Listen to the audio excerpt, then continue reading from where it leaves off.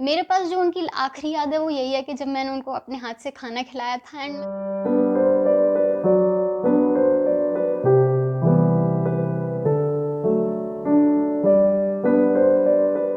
Hey guys and welcome back to my channel. दोस्तों, आज मैं बात करने वाली हूँ अपनी बहुत ही खास दोस्त के बारे में। जब मैंने अपने घर से पहली बार कदम बाहर रखा था तो उस टाइम पर सबसे पहला जो मेरा एक बहुत ही क्लोज सबसे बेस्ट फ्रेंड जो बना था, he was none other than my uncle ji, जो कि जस्ट मेरे घर के बगल में ही रहते थे। और मेरी और उनकी एज में अप्रॉक्स 30 टू 40 इयर्स का एक मेजर गैप था, but still he was the best person, he was the best friend of mine. और अभी तक मुझे उनके लेवल का कोई भी इतना अच्छा दोस्त नहीं मिला। एज का इशू था, एज का गैप था, बट स्टिल जो एक बॉन्ड मैं उनके साथ शेयर करती थी, आज तक दोबारा किसी के साथ उस लेवल तक का बॉन्ड शेयर नहीं किया। अंकल जी मेरे से बहुत प्यार करते थे, मेरी हर छोटी चीज़ का ध्यान रखते थे। मैं भी अपना ऑलमोस्ट पढ़ाई और स्कूल का टाइम छोड़ के जितना भी टाइम मेरा होता था, ज़्यादा से ज़्यादा टाइम उन्हीं के साथ बीतता था। पूरा समय मैं उनके साथ रहती थी। अगर मैं उनके साथ किसी और बच्चे को देख लेती थी, तो मुझे बड़ी इनसिक्योरिटी होती थी। मैं रोती थी, मैं परेशान होती थी कि नहीं, नहीं मेरा प्लेस है, ये कोई और कैसे ले सकता है? तो कुछ इस टाइप का मेरा हमेशा से उनका बॉन्ड रहा। एंड उनके साथ भी यही था कि उनको पता होता था कि मैं किस बात से गुस्सा होने वाली हूँ या मुझे प्रॉब्लम होगी अगर किसी और बच्चे को मैंने उनके साथ देख लिया। तो हमेशा मुझे खुश रखने की कोशिश करते थे, हमेशा मेरा ध्यान रखते थे और बहुत ज़्यादा प्यार करते थे। तो इसी के साथ धीरे-धीरे जैसे मेरी एज बढ़ रही थी, जितनी स्पीड से मैं बड़ी हो रही थी, उतनी स्पीड से वो अपने ओल्ड एज की तरफ जा रहे थे। एंड जब मैं 8th स्टैंडर्ड में थी, उससे पहले-पहले तक सारी सिचुएशंस काफ़ी अच्छी थी, बिकॉज़ मैं ज़्यादा से ज़्यादा समय उन्हीं के साथ बिताती थी। बहुत सारा वक़्त मतलब मेरे पास स्पेयर होता था, जो कि मैं उन्हीं के साथ स्पेंड करती थी। बट जैसे ही 8th के बाद से क्लासेस एंड लोड्स ज़्यादा बढ़ना शुरू हो गया स्कूल की साइड से, तो मेरा वो बॉन्ड थोड़ा-सा वीक होने लगा। बॉन्ड वीक नहीं था, बट ये था कि मैं उनको टाइम देना कम हो गया था मेरा। मैं उनके साथ टाइम नहीं बिता पाती थी, उनके संग ज़्यादा देर नहीं बैठ पाती थी। मैक्स टू मैक्स आधा घंटा, 15 मिनट बिता लिया, अदरवाइज़ रेस्ट बाकी सारा समय शिफ्ट हो गया था। दूसरे दोस्त भी बन गए थे, तो उतना जितना मेरी उनकी क्लोज़नेस थी, जो हम लोग बातें करते थे, हम संग में टाइम स्पेंड करते थे, वो धीरे-धीरे करके ख़त्म होने लगा था। एंड मुझे कभी एहसास ही नहीं हुआ, मेरे नए दोस्त बनते गए, मुझे कभी एहसास नहीं हुआ कि ही इज़ ऑल अलोन। मतलब उनके लिए तो शायद जो पूरा एक इतना बचपन से लेकर इतना टाइम पीरियड था, उन्होंने मेरे साथ ही बिताया था, तो मैं उस चीज़ को रियलाइज़ नहीं कर पाती थी। बट वो हमेशा मुझसे एक चीज़ बोलते थे कि आती नहीं है, अब तो मतलब बड़ी हो गई है, हमेशा बोलते थे। और मैं ये सोचती थी कि मैं कैसे बोलूँ अंकल जी को, मेरे पास काम होता है, ये होता है। मैं उनको बोलती भी थी, बताती भी थी, बट वो मुझसे डेली एक ही चीज़ रिपीट में बोलते थे कि अब तो आती नहीं है, बोल दे कि अभी आती हूँ, 15 मिनट रुकी फिर चली जाती है। तो वो टाइम मैनेज नहीं हो पाता था। बट धीरे-धीरे करके हम अपने लाइक स्टडीज़ में इतना इन्वॉल्व हो गए, स्कूल पास किया, देन उसके बाद हम कॉलेज में आ गए। कॉलेज के बाद वो लाइफ़ ऐसी होती चली गई कि वो जो लाइक 15 मिनट का भी जो एक वक़्त मैं उन्हें देती थी, वो मैं एग्ज़ैक्टली उनको उतना नहीं दे पाती थी। दिन में लाइक एक बार भी शक्ल देख ली तो बस नमस्ते के सिवा और कुछ नहीं होता था। रेस्ट इतना वक़्त नहीं दे पाती थी। मुझे एहसास ही नहीं हुआ कि चीज़ें कहाँ से कहाँ चलती चली गईं।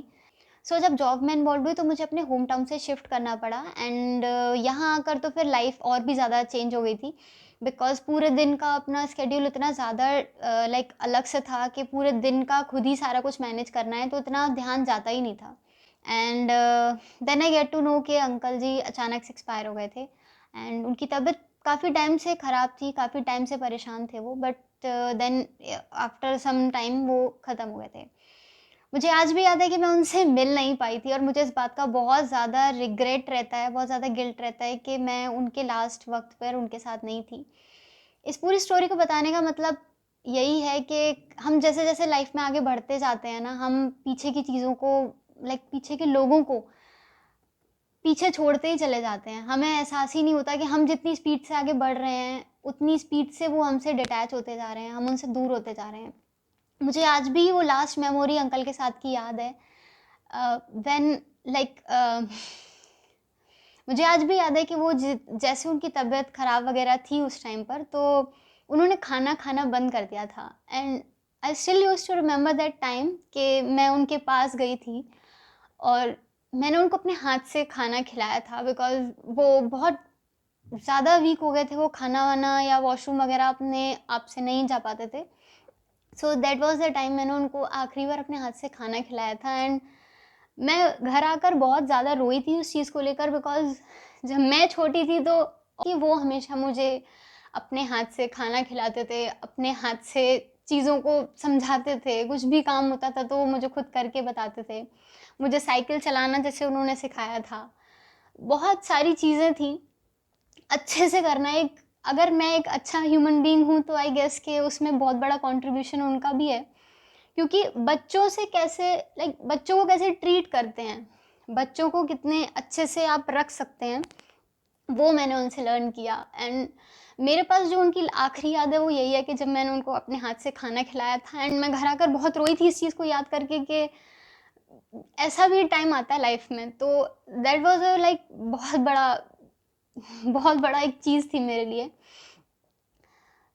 मेरा इस वीडियो को ओवरऑल बनाने का मतलब यही था कि कभी कभी हम लाइफ में इतना ज़्यादा आगे ग्रो करने लग जाते हैं कि हम ये भूल ही जाते हैं कि हमारे पीछे वाले जो हमसे छूटते जा रहे हैं ना, वो हमारे लिए कितनी इंपॉर्टेंस रखते हैं।